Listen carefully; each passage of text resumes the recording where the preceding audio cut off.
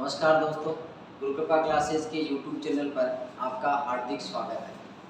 आज हम हिंदी व्याकरण की शुरुआत करने जा रहे हैं और हिंदी व्याकरण में सबसे पहले हम जीरो लेवल से स्टार्ट करेंगे। वर्ण टॉपिक से हम स्टार्ट करेंगे। जो वर्ण टॉपिक ग्राम विकास अधिकारी मेंस के एग्जाम में सेकंड ग्रेड, रेट और फर्स्ट ग्रेड में व्याकरण का पोर्शन जो आता है उन सभी के लिए उपयोगी सिद्ध होता है। तो सबसे पहले हम आज पढ़ाई करते हैं वर्ण की। सबसे पहले देखते हैं वर्ण, और वर्ण की सबसे पहले हम देखेंगे परिभाषा। वर्ण की सबसे पहले हम देखेंगे परिभाषा। और वर्ण की परिभाषा अलग अलग विद्वानों ने अलग अलग दी है। सबसे पहले वर्ण की परिभाषा दी थी हिंदी के प्रसिद्ध विद्वान कामता प्रसाद गुरु ने। कामता प्रसाद गुरु ने हिंदी में वर्ण की परिभाषा देते हुए कहा था कि वर्ण वह मूल ध्वनि है जिसके अन्य खंड नहीं किए जा सकते। वर्ण वह मूल ध्वनि है जिसके अन्य खंड नहीं किए जा सकते, उसे हम वर्ण कहते हैं। यह परिभाषा कामता प्रसाद गुरु की है। आचार्य किशोरी प्रसाद वाजपेयी ने वर्ण की परिभाषा देते हुए कहा था कि वर्ण वह कान का विषय है जिसके अनंत खंड नहीं किए जा सकते। अतः हम कह सकते हैं कि वर्णों को मूल ध्वनि मानने का काम जो किया था वह कामता प्रसाद गुरु ने किया था, और वर्णों को कान का विषय जिसने बताया वह थे आचार्य किशोरी प्रसाद वाजपेयी। और सामान्य परिभाषा हम देखें तो भाषा की वह सबसे छोटी इकाई जिसके अन्य खंड नहीं किए जा सके उसे हम वर्ण कहते हैं। सबसे पहले हम देखते हैं कामता प्रसाद गुरु के अनुसार। सबसे पहले हम देखते हैं कामता प्रसाद गुरु के अनुसार। सबसे पहले जो देखेंगे वह देखेंगे कामता प्रसाद गुरु के अनुसार। इन्होंने कहा था कि वर्ण वह मूल ध्वनि है। वर्ण वह मूल ध्वनि है। वर्ण वह मूल ध्वनि है जिसके अन्य खंड नहीं किए जा सकते। जिसके अन्य खंड नहीं किए जा सकते। जिसके अन्य खंड नहीं किए जा सकते। नहीं किए जा सकते। सबसे पहले बात आती है कि कामता प्रसाद गुरु के अनुसार वर्ण की परिभाषा क्या होती है कि वर्ण वह मूल ध्वनि है जिसके अन्य खंड नहीं किए जा सके। अतः क्वेश्चन आ जाए वर्णों को मूल ध्वनि किसने माना है? कामता प्रसाद गुरु ने माना। ठीक है। दूसरी जो परिभाषा देखते हैं वह हम देखते हैं आचार्य किशोरी प्रसाद वाजपेयी के अनुसार। आचार्य किशोरी प्रसाद के अनुसार। आचार्य किशोरी प्रसाद ने कहा था कि वर्ण वह कान का विषय है। वर्ण वह कान का विषय है। वर्ण वह कान का विषय है जो वर्ण वह कान का विषय है जिसके अन्य खंड नहीं किए जा सके। वर्ण वह कान का विषय है जिसके अन्य खंड नहीं किए जा सके। जिसके अन्य खंड नहीं किए जा सकते। नहीं किए जा सकते। सबसे पहले परिभाषा हमने देखी कामता प्रसाद गुरु के अनुसार। कामता प्रसाद ने कहा कि वर्ण वह मूल ध्वनि है जिसके अन्य खंड नहीं किए जा सकते। फिर हम देख रहे हैं आचार्य किशोरी प्रसाद वाजपेयी के अनुसार कि वर्ण वह कान का विषय है जिसके अन्य खंड नहीं किए जा सके, उसे वर्ण कहते हैं। तो वर्णों को कान का विषय किसने माना? आचार्य किशोरी प्रसाद वाजपेयी ने। वर्णों को मूल ध्वनि किसने माना? कामता प्रसाद गुरु ने। तीसरी और जो सामान्य परिभाषा है वह सामान्य परिभाषा जो देखते हैं, सामान्य परिभाषा हम देखते हैं तो कहते हैं कि भाषा की वह सबसे छोटी इकाई जिसके कभी टुकड़े नहीं होते हैं उसे वर्ण कहते हैं। तो वह भी देख लेते हैं हम। भाषा की सबसे छोटी इकाई। भाषा की वह सबसे छोटी इकाई। भाषा की वह सबसे छोटी इकाई। भाषा की वह सबसे छोटी इकाई जिसके भाषा की वह सबसे छोटी इकाई जिसके अन्य टुकड़े नहीं कर सकते। जिसके अन्य टुकड़े नहीं कर सकते। अन्य टुकड़े नहीं कर सकते उसे वर्ण कहते हैं। वर्ण की हमने 3 परिभाषाएं देखी। सबसे पहले कामता प्रसाद गुरु के अनुसार देखा कि वर्ण वह मूल ध्वनि है जिसके अन्य खंड नहीं किए जा सके, उसे वर्ण कहते हैं। ये परिभाषा दी थी कामता प्रसाद गुरु ने। वर्ण वह कान का विषय है जिसके अन्य खंड नहीं किए जा सकते, उसे वर्ण कहते हैं। ये परिभाषा दी थी आचार्य किशोरी प्रसाद वाजपेयी ने। सामान्य परिभाषा की जब हम बात करते हैं तो भाषा की वह सबसे छोटी इकाई जिसके अन्य खंड नहीं किए जा सके उसे वर्ण कहते हैं। ऐसे में हमने 3 परिभाषाएं देखी, 0 लेवल से देखेंगे, इसमें कोई भी किसी प्रकार की आपको दिक्कत नहीं आएगी। ये 3 परिभाषाएं हो गई। परिभाषाओं को देखने के बाद हम सबसे पहले देखते हैं कुछ नोट देखें। सबसे पहले हमने अभी बात की कि भाषा की वह सबसे छोटी इकाई जिसके अन्य खंड नहीं किए जा सकते उसे वर्ण कहते हैं। तो हम यहाँ एक क्वेश्चन आ जाते हैं कभी कभी, वो देख लेते हैं कि भाषा की सबसे छोटी इकाई, भाषा की सबसे छोटी इकाई, भाषा की सबसे छोटी इकाई। तो भाषा की सबसे छोटी इकाई अगर पूछ ले तो अपने को वर्ण नहीं करना है। भाषा की सबसे छोटी इकाई होती है ध्वनि। भाषा की सबसे छोटी इकाई होती है ध्वनि। भाषा की सबसे छोटी इकाई क्या होती है? ध्वनि। ऐसे हम दूसरे देखते हैं कि भाषा की सबसे छोटी लिखित इकाई, भाषा की सबसे छोटी लिखित इकाई की अगर पूछे तो लिखित इकाई होती है लिखित इकाई होती है वर्ण। भाषा की सबसे छोटी लिखित इकाई किसे कहते हैं? वर्ण को कहते हैं। तीसरी अगर हम बात देखें तो भाषा की सबसे छोटी सार्थक इकाई, भाषा की सबसे छोटी सार्थक इकाई, भाषा की सबसे छोटी सार्थक इकाई की अगर बात करें, भाषा की सबसे छोटी सार्थक इकाई की यदि बात करें तो इकाई कहते हैं शब्द को। भाषा की सबसे छोटी सार्थक इकाई कहते हैं शब्द को। चौथी हम बात करें कि भाषा की सबसे बड़ी इकाई, भाषा की सबसे बड़ी इकाई, भाषा की सबसे बड़ी इकाई की हम बात करें तो भाषा की सबसे बड़ी इकाई होती है वर्ण, भाषा की सबसे छोटी बड़ी इकाई होती है वाक्य। हम एक बार वापस देखते हैं, भाषा की सबसे छोटी इकाई क्या होती है? ध्वनि। भाषा की सबसे छोटी लिखित इकाई क्या होती है? वर्ण। भाषा की सबसे छोटी सार्थक इकाई क्या होती है? शब्द। और भाषा की सबसे बड़ी इकाई क्या होती है? वाक्य। कभी एग्जाम में अक्षर शब्द के बारे में लिखा हुआ जाता है तो अक्षर किसे कहते हैं? कि वह ध्वनि जो मुख्य विवर से एक झटके में बाहर निकले, वह ध्वनि जो मुख्य विवर में एक झटके से बाहर निकले उसे हम ध्वनि।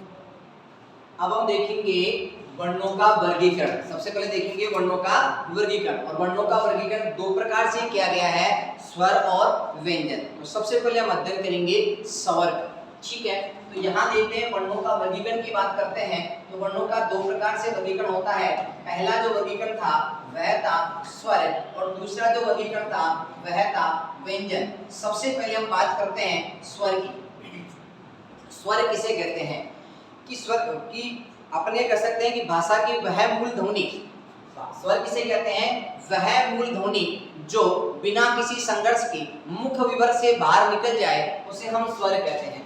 वह मूल ध्वनि जो बिना किसी संघर्ष के मुख विवर से बाहर निकले उसे हम स्वर कहते हैं। अब हिंदी में स्वरों की अगर संख्या देखें तो हिंदी में स्वरों की संख्या होती है मूलतः 11 होती है। तो सबसे पहले हम परिभाषा देखेंगे कि स्वर किसे कहते हैं। स्वर ये कहते हैं कि वह ध्वनि, कि वह वर्ण या वह ध्वनि जो बिना किसी संघर्ष के मुख विवर से बाहर निकले उसे हम स्वर कहते हैं। तो देखते हैं परिभाषा, वह ध्वनि जो बिना किसी संघर्ष के, वह ध्वनि जो बिना किसी संघर्ष के, वह ध्वनि जो बिना किसी संघर्ष के, वह ध्वनि जो बिना किसी संघर्ष के मुख विवर से बाहर निकले, वह ध्वनि जो बिना किसी संघर्ष के मुख विवर से बाहर निकले, मुख विवर से बाहर निकले उसे हम स्वर कहते हैं। बाहर निकले उसे हम स्वर कहते हैं।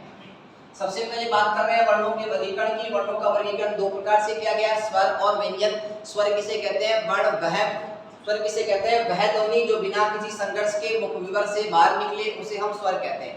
फिर हम बात करते हैं स्वरों की संख्या के बारे में। हिंदी में जो स्वर होते हैं, हिंदी में स्वर होते हैं, हिंदी स्वर होते हैं, वह उनकी संख्या टोटल होती है 11।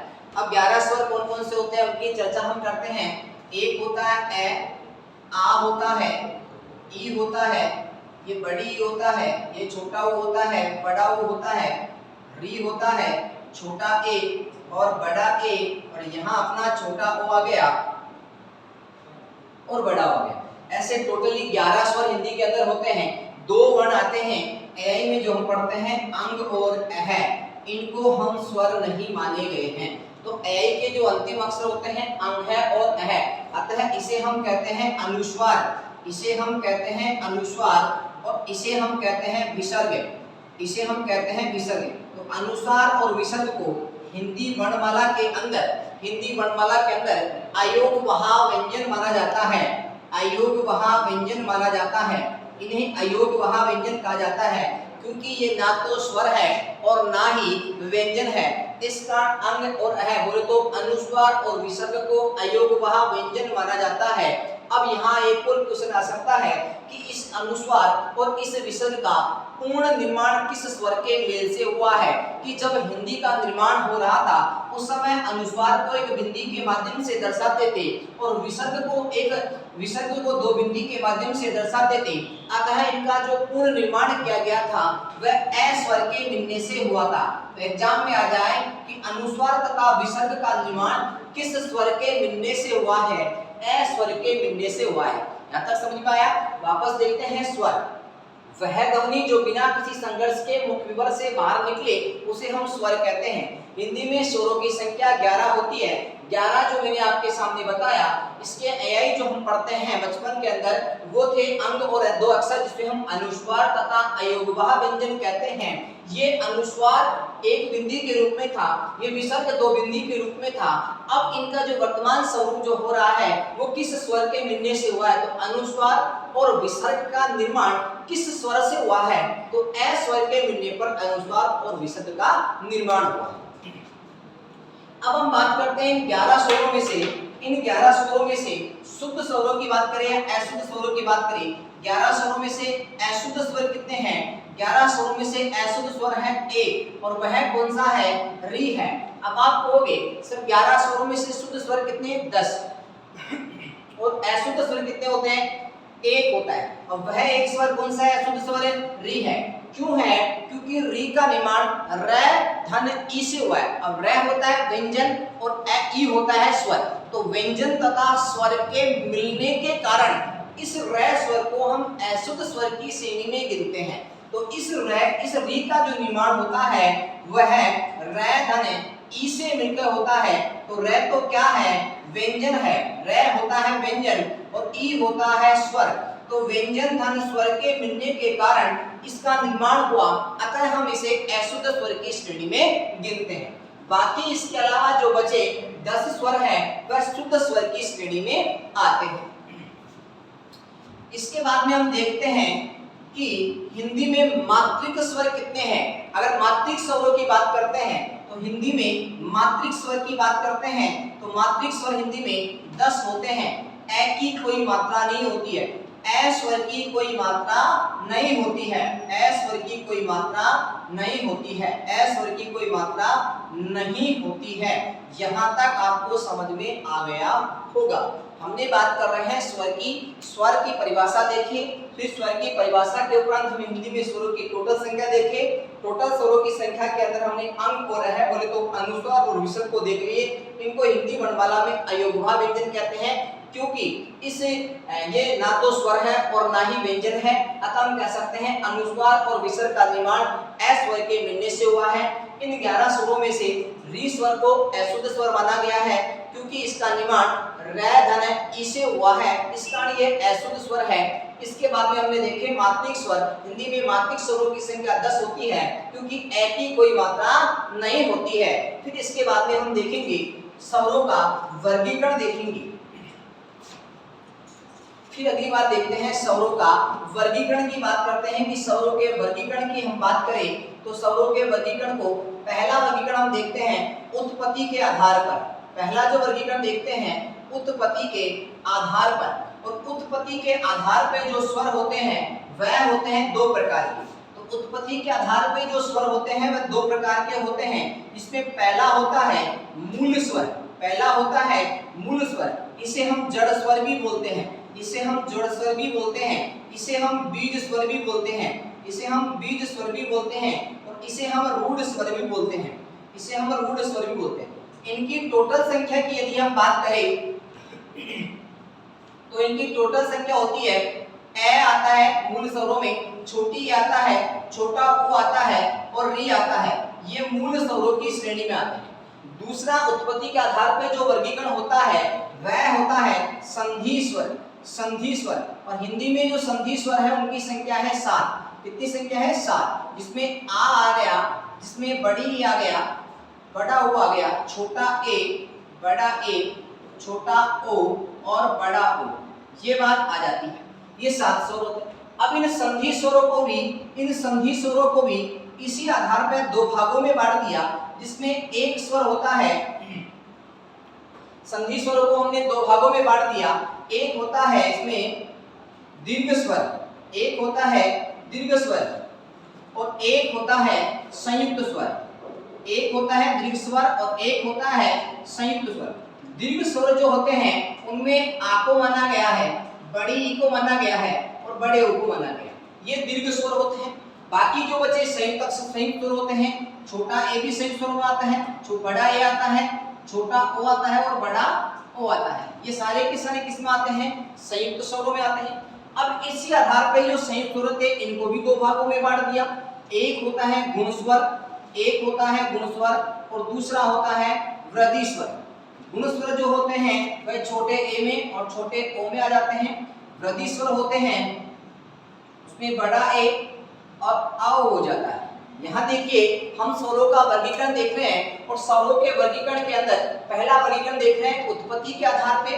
उत्पत्ति के आधार पे स्वर 2 होते हैं। पहला होता है मूल स्वर, मूल स्वरों को हम जड़ स्वर बोलते हैं, इन्हीं मूल स्वरों को हम विस्वर बोलते हैं, इन्हीं मूल स्वरों को हम रूढ़ स्वर बोलते हैं। फिर दूसरा आता है संधि स्वर, संधि स्वरों की संख्या 7 होती है। इन संधि स्वरों को भी हमने 2 भागों में बांट दिया। एक होता है दीर्घ स्वर, एक होता है संयुक्त स्वर। दीर्घ स्वरों की संख्या 3 होती है और संयुक्त स्वरों की संख्या 4 होती है। ये जो संयुक्त स्वर होते हैं इनको भी हमने 2 भागों में बांट दिया।